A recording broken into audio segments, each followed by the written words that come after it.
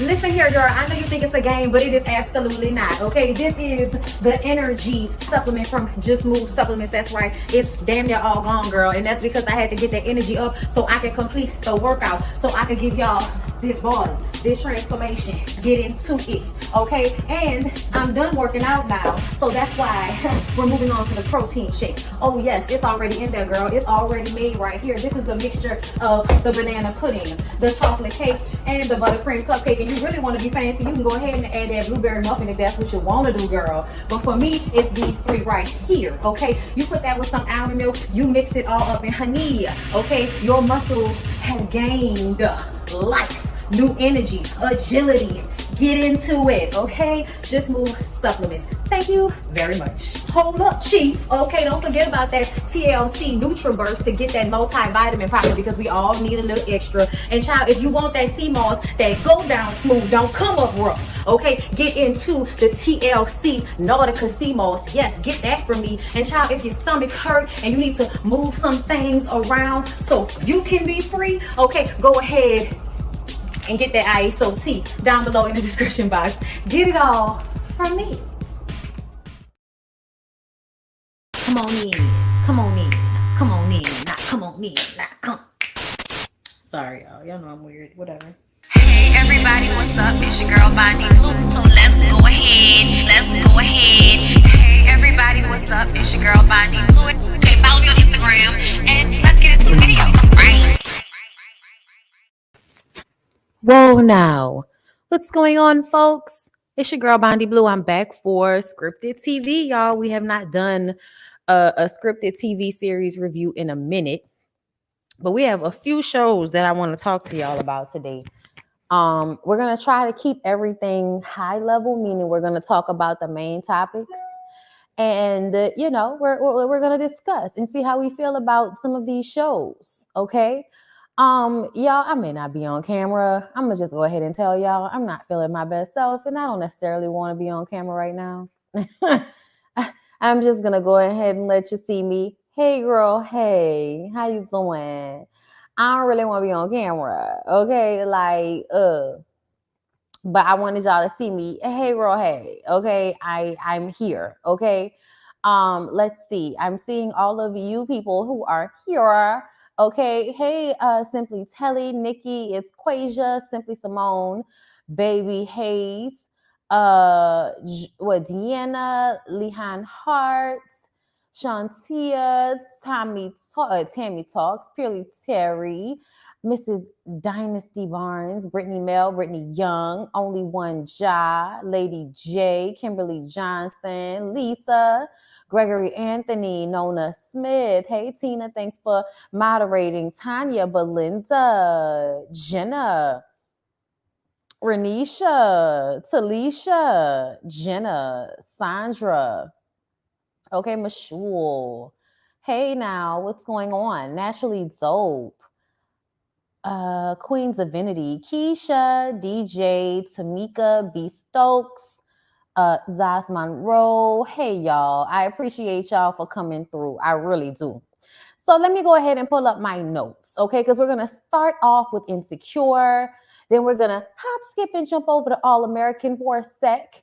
And we're going to do a quick little run through of games people play before we get to Queens. And lastly, we'll have a little conversation about Sisters for those of you that care enough to stick around for it, okay? All right. So I guess I'll come back on camera for a second. Y'all, it's a little chilly outside. I was like, y'all have no idea. Like how New Orleans people can't wait to break out their winter clothing. Like we can't wait to jump bad on you hoes and jump off the porch with our winter attire. Okay. We're tired of wearing our hot girl summer clothes. Okay. We're tired. Okay. Child. Anyway, it's a nice little breeze and everything. I'm surprised I don't have my windows and stuff open because normally during a day like this, I would have had the windows open in the house and all of this. But y'all know they doing construction. It's like they throwing shit out the window upstairs. That shit pop on down. Listen, okay, we gonna work through the air conditions today.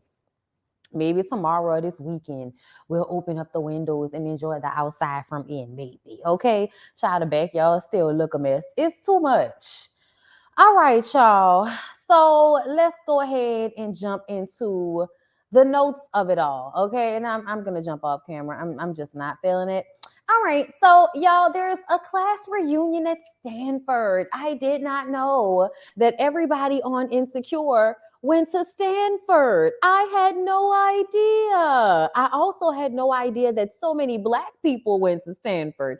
I was like, oh, okay. Like, I didn't know. I mean, was this the Black people Stanford, you know what I'm saying, university situation? Because even when they were all up and through the buildings and the hallways, I was just kind of like, oh, this is extremely melanated. I had no idea. Okay. So that was cute. Everybody went to Stanford. Molly has been a mess. Okay, that's what the word on the curb is, based off her Instagram and all of her very dramatic.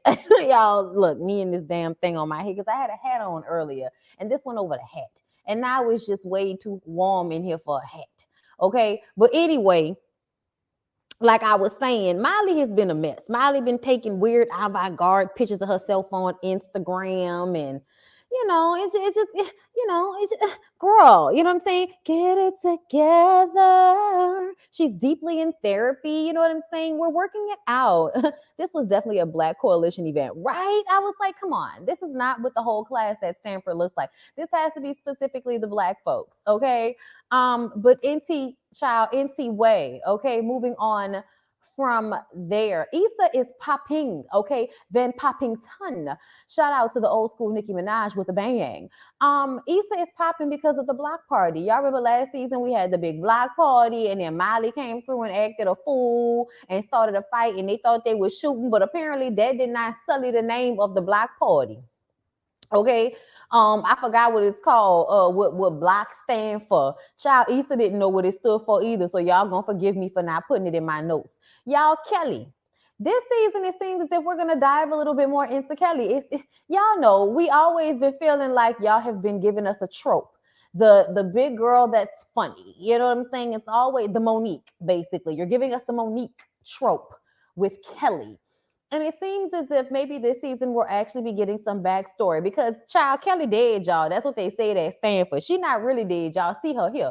But that's what Stanford had said. Stanford had said the girl was dead.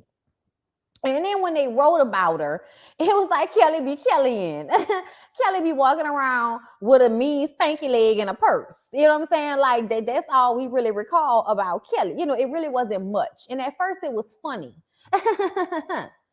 But after a while, it started to feel like, well, wait a minute. You know what I'm saying? I don't want to feel like this. Wait a minute. I don't want to feel like people wouldn't have deep, loving words to say about me if I passed on. It made her feel like maybe she hadn't left as much of a mark as she would have liked to in her life or amongst her friends or anything. So like for the rest of the episode, she's walking around in deep thought, moping and shit, having, little angry outbursts because it's settling in that maybe she hasn't made the best impression on folks. You know what I'm saying? By the time we get to the end of the episode, child, everybody has to tell Tiffany how amazing she is. She clipped coupons to help me, pay my bills. And Tiffany was like, and she's absolutely my soulmate. I'm so sorry, babe. Okay, like don't feel away. But she's definitely my ride or die, And then we find out that Tiffany has a podcast. I'm sorry, Kelly has a podcast. Kelly has a podcast. I hope I haven't been saying Tiffany the whole time, meaning Kelly, y'all. I'm sorry. Kelly, I woke up from a nap not too long ago, y'all. It's been a tough one. So, yes, it's called Prenny's Preguntas, is Kelly's podcast. But we're going to get more into Kelly, apparently. I liked her setup in her bedroom. It made me feel like, do I need to put a mic in my bedroom? Fuck no. I don't. I need to create some separation. It'll stay down here in the living room. Thank you, though. I work too much as it is. I damn sure don't need to be in my bed talking to you people. Anyway, y'all, Miley is trying to get back on a good foot with Issa. Kelly tells her to give it some time. It's going to be awkward. It's going to be tough. You're going to be laughing at lame jokes, but eventually you'll get to a place where it feels sincere again, okay? But the fact that Miley is even asking for advice on how to handle this means there's been a shift. I don't know what has happened over this break, But Molly definitely doesn't have the superiority complex that it seemed that she had, especially towards Issa, this season that she had last season. I mean, she really felt like she was shitting on Issa, and Issa was just a hot damn mess coming to her for help all the time. And now the shoe is on the other foot. Okay. Molly is also like low key obsessing about this guy, Amari. So back in college, they were like friends with benefits, like come over and give me a little poke poke. But she wasn't really studying him like that. Well, now he's newly divorced, and all of them, Stanford men that they know are throwing it out there that he's single now. It's like, so what does that mean? I'm supposed to hurry up and grab him like he gonna be the last single man in the barn at the Family Dollar? Like, what the fuck? Like, okay, and like what that mean to me? We don't know whether he calls a divorce or his wife calls a divorce. Molly could be running up to pick up somebody else's trash. Okay, like the Sharina girl. Okay, y'all know whoever Kevin Williams, y'all know child, whatever Kevin's last name really is, but Wendy Williams' husband, that nigga, y'all know he went and married that lady. It's like, girl, don't be upset. Okay, that's somebody's trash. So Molly, don't be running to catch no trash. And I'm so glad that, she asked for Issa's opinion and Issa actually gave her, some good advice about don't be sweating no, okay? Anyway, so y'all, even though it seems as if Issa has her shit together, Issa still isn't sure if she's on the right path, and she figures that out on stage during a very awkward panel, right? They were trying to play her like she was a soybean burger bitch, and that annoyed me. Like, y'all not gonna clap for me, y'all not going to, engage with me. Why is that? I'm the only Black woman on this stage, and I'm the only one that y'all aren't engaging with. Like, what is that about? I felt away. Either way, she wonders if one day she may change her mind, because the question was like, how do you know you're on the right path? And she was like, I don't know, because maybe I'll wake up one day and decide that I don't want to do this and I want to do something else. And it was a real moment, and it may not have gotten the guffaw of, clap hands that she wanted, but it brought up a really good conversation. Okay, it brought up a really, really good conversation. And the reason why I say that is because, do you know how many times people switch careers, people switch jobs, people accomplish things, so then they create different dreams, or they reach a certain point and now their dreams or what they wanted in life has changed? You know what I'm saying? They're not married. Who's not married? What's that about? Who's not married? Right. They laughed so hard at that Biggie versus Pac, right. Because I went from negative to positive, and it's all, you know what I'm saying? Like, the fuck? Like, but y'all didn't know that To Live and Die in LA? Y'all didn't know that line? Whatever. Anyway, even though Biggie's my favorite rapper, so I knew, very well who you are. Like, I already was there. But yeah, I just kind of was like, why y'all always trying to play my girl like a soybean burger bitch, when at the end of the day, everybody's sitting on this stage acting like they have life figured out, and nobody has life figured out. Some of the best journeys are the people that understand just because one dream, changes, ends, is accomplished, like, it doesn't mean life is over. I think we should ever be, changing and evolving. And I think that wanting to do the block party is great. And then one day, if you want to put that down and pick something else up, that's great too. The only time things like that are an issue to me is when people aren't taking care of themselves, when people are going around sleeping on their friends' sofas and not having any real direction, so they can't take care of themselves. That's the only time that moving around, as far as, with your dreams and aspirations, jobs, that's the only time that's an issue. Okay? Because if you are taking care of yourself, you should absolutely look at your life as a fucking journey with different chapters. And when you put one chapter down, you pick up a new one, and there is nothing wrong with that. The dream does not always have to be the same. You know what I'm saying? Because I feel like, of course, my dream was to always be in television. My dream has obviously changed and shifted over the years, but it's still my dream, and my dreams change, and I accomplish things, and so we move on to the next thing. And you just don't hold yourself hostage to the vision that you may have had for yourself, just because things are ever changing and moving. And child, the way we live in life right now, you never know what could happen. So yeah, y'all, I was here for this. Giving Hattie on 20s, just couch surfing, right? And that's what Issa was doing for a minute as well. And it's okay to have a time period when you don't have your shit figured out. But people need to understand that a lot of your family or friends' angst, Molly's angst, Issa's family's angst about her not having her shit together was more so coming from a place of you having to be codependent on other people because you weren't taking care of your shit. Quitting jobs before you get another one. You know what I'm saying? Moving out of apartments and all of that, not her, but I know people that just move out of apartments without doing it the right way, quitting jobs without doing it. They just move around, not paying bills. They make decisions and then they look back and realize they made their life harder than it had to be because they were just handling things in an irresponsible manner. And if they had paid bills, given a job 2 weeks notice sometimes, or, just handle their business the way they're supposed to, their life will be in an easier place. And I'm not saying that, every situation is different, y'all. I'm in generalizing, but I feel like Issa was that person where everybody is just like, oh my God, I wish she would get her shit together. And now she's getting her shit together, but she's still the type of personality that might shift and move throughout life. That doesn't mean she doesn't have her shit together. That just means that it's okay to pick one thing up and move on, to move on to the next thing. So yeah, you know what I'm saying? Yeah, they don't tie loose ends, reckless. Yeah, and that's not how you should be, because that shit follows you. That shit follows you, and then you can't get an apartment somewhere because you didn't left people in the past and fucked up people's apartments and not gave a fuck and thought you was just gonna drift through and it wasn't gonna matter. And it's like, no, they tell you to take care of your business because the shit ends up mattering. Okay. But either way, Molly assures Issa that she's actually doing very well, and Molly feels as if she should be taking notes. I said, not you taking notes from Issa, girl. Times have changed. And she's the one that's making the effort to get on the good foot with Issa, which I feel like is another change. And I'm glad because we was over Molly last season. We was tired of her and her extra bullshit. Okay, this superiority complex in which you feel like you're not just as fucked up as the people you're around.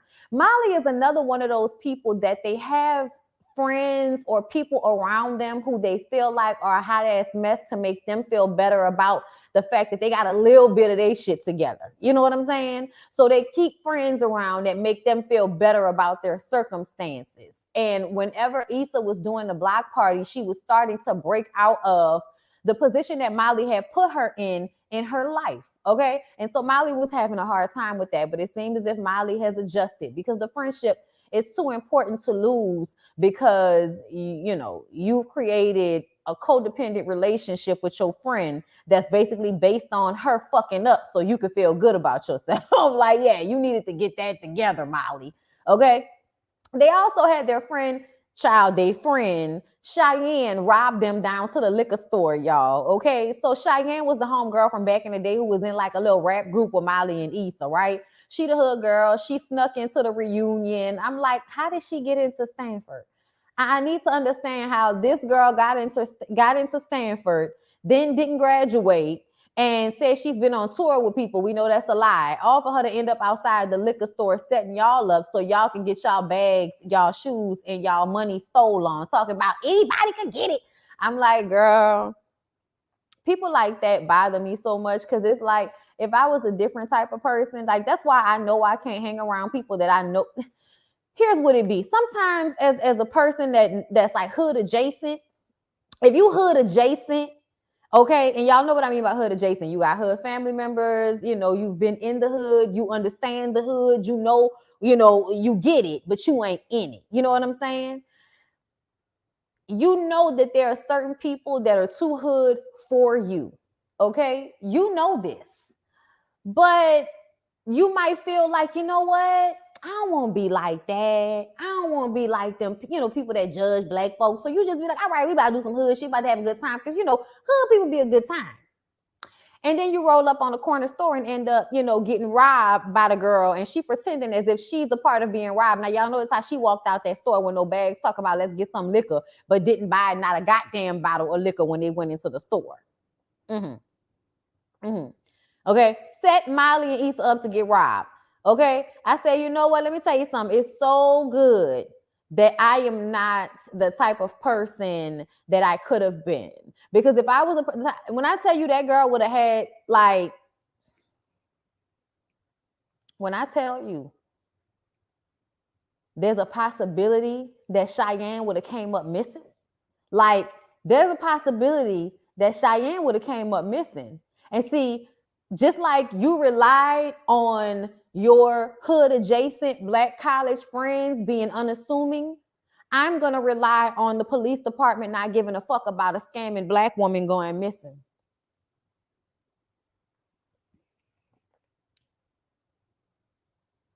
We're going to use racism to our advantage. Okay? Because when I tell you, I know, ain't that the lady who over the house? I was like, what the hell? But girl, when I tell you, it would have been a straight the cousins, okay? The cousins. I would need to call the cousins because it wouldn't have went down this way. It wouldn't have went down this way at all. They didn't even get the license plate number to report them. No, they just kind of, oh, we just gonna let them rob us, child. I'd be good goddamn. Child, Cheyenne would have came up missing somewhere. They would have been had her pictures and everything, and I'd have been like, child, I don't know. Cheyenne was always Cheyenne. But anyway, y'all, Issa, they ended up laughing about it. But Issa tells Molly that she wants to move forward and not to worry about Amari because she wasn't sweating him before. And that's what she loved about Molly. Molly was so sure of herself before. And now, child, life will take all of that ignorant confidence away.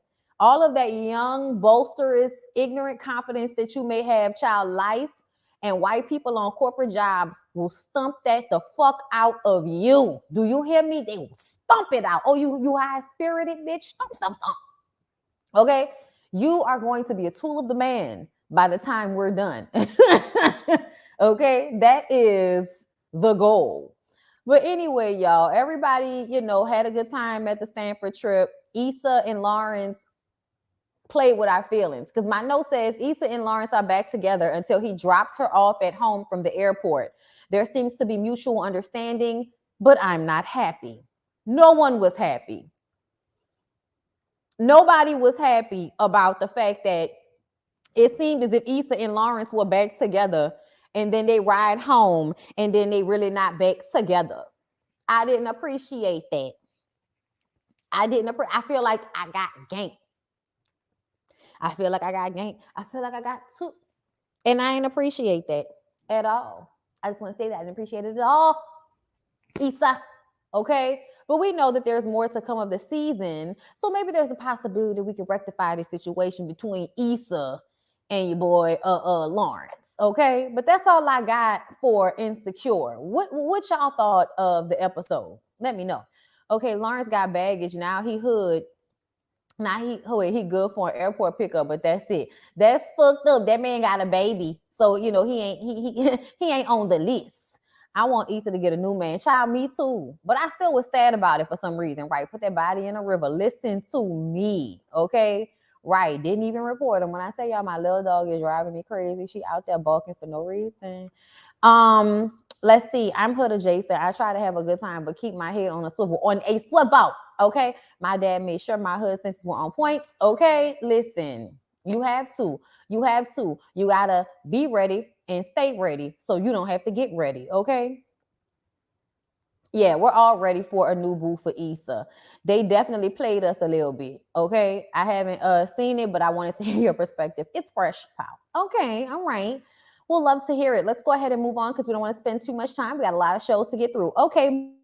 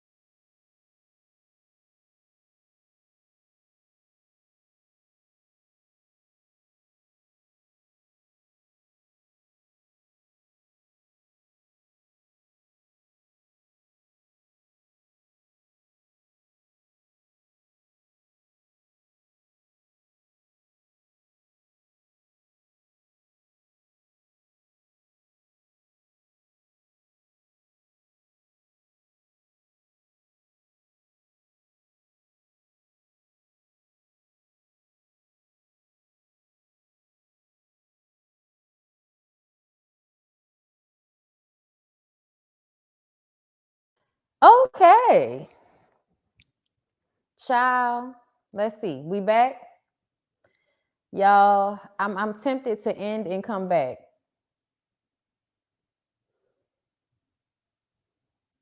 Okay. Can y'all see me? Hey, Jay Lee.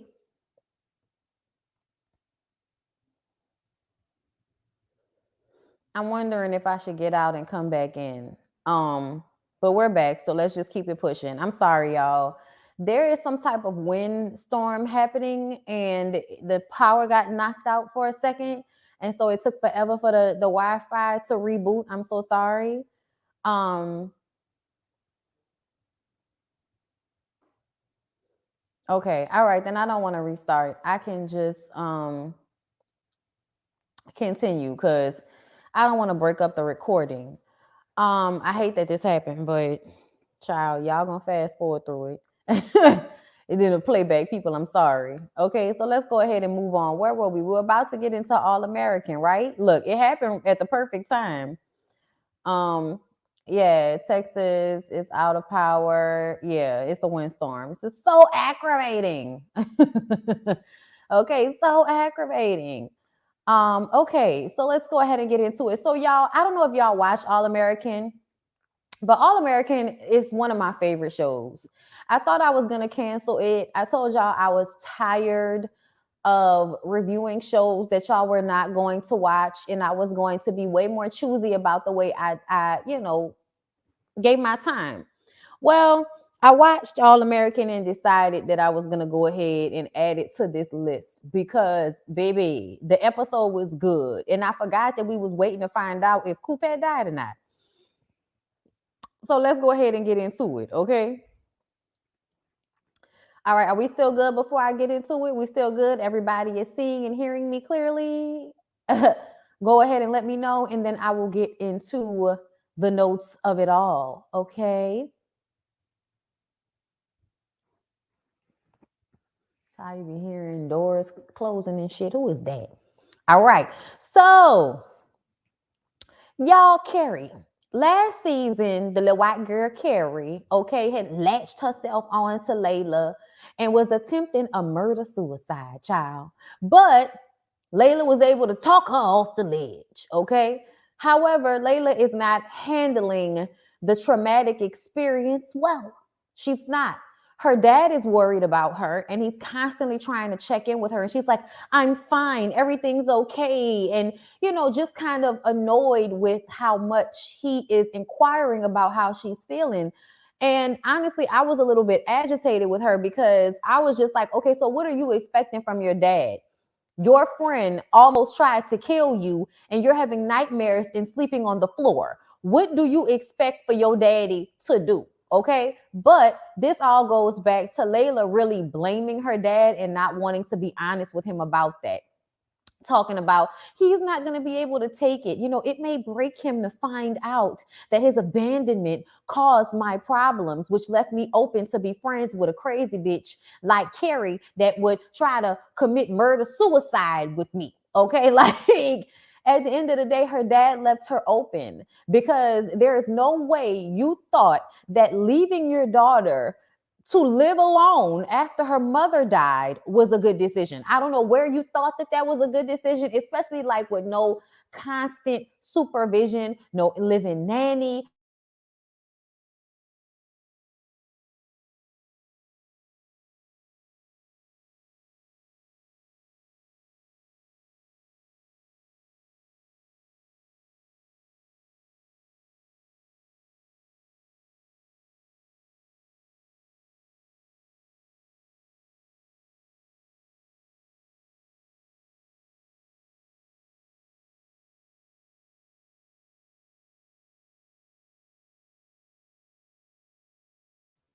I'm about to give up.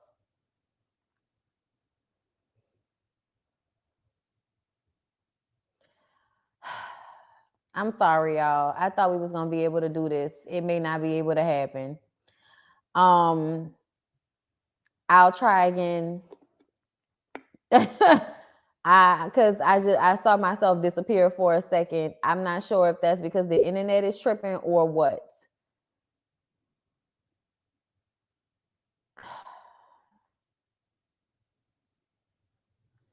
Child, let me go.